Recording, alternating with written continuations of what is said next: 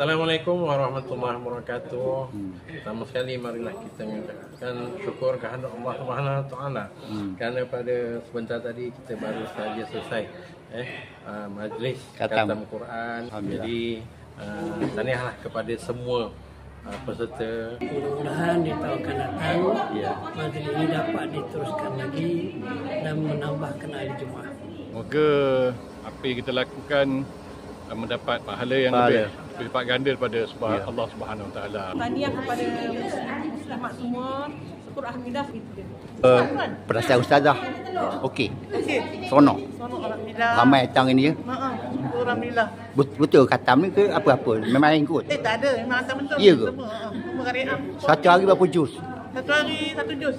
2 juz. Terima kasih banyak-banyak kepada Jatuhkuasa Surau Utama Al-Manis kerana telah menganjurkan majlis khatam Quran Peringkat Pertamaan di antara muslimah dan juga wakil-wakil daripada muslimin akan diteruskan pada masa akan datang. Encik Abdul Rahman bin Husin, Encik Sayuti bin Dola, Encik Sayuti bin Hasim, Cikgu Ahmad Haris, Cikgu Ayub.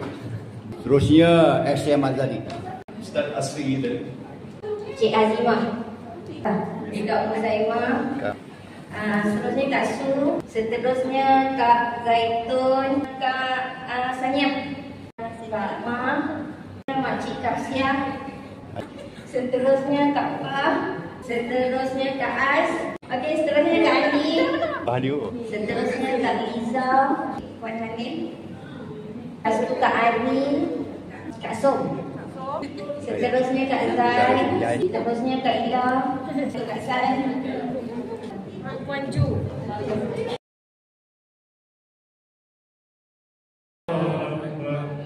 Bismillahirrahmanirrahim.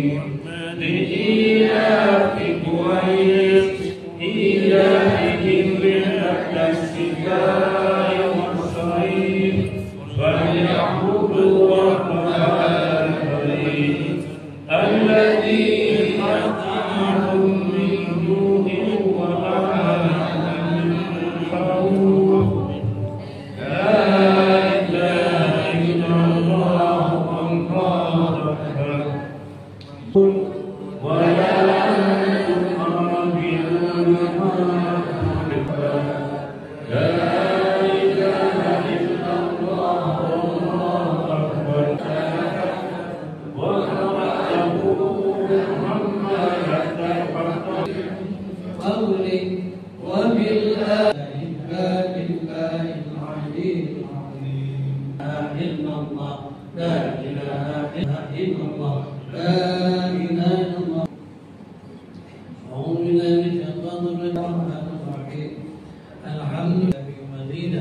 يا ربنا لك الحمد كما ينبغي لجلال وجهك الكريم وعظيم سلطانك.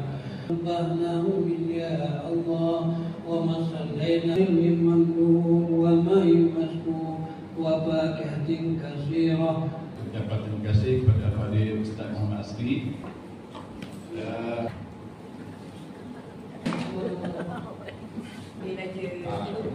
Janganlah ambil aja bagi. Table ni dahsyatnya. Ni muslimah. 1, 2, 3. Aku tak ada buat telur. Bagi Cikgu Ayub. Cikgu buat telur. SL. Semua orang ni. Nak puas gambar ni.